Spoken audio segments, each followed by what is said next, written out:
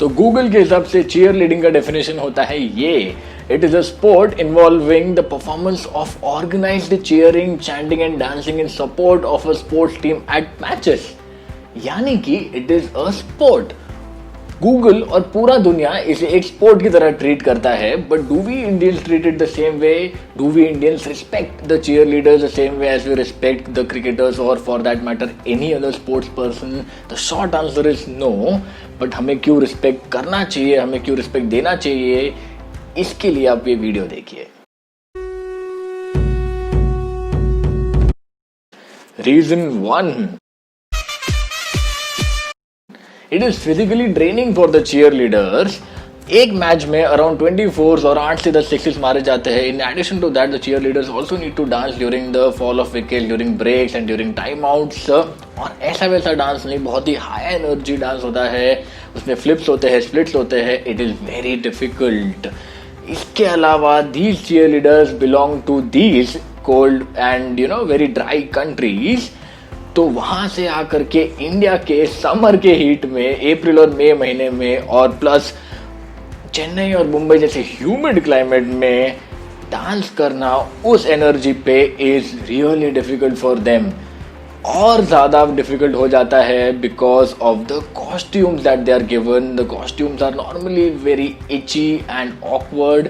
तो उस कॉस्ट्यूम में उस लेवल का डांस करना उतने गर्मी में it is very very difficult, trust me. Reason 2, Melissa Berg is a South African cheerleader who's also a child psychologist.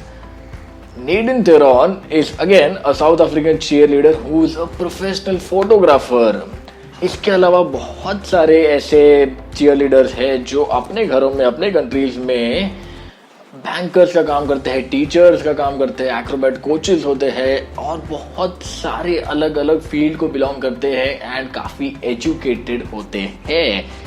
इसके अलावा almost all the cheer leaders are involve in a lot of charity work back home. In fact, Melissa Berg जिसकी मैं बात कर रहा था helps to build schools and educate children in South Africa।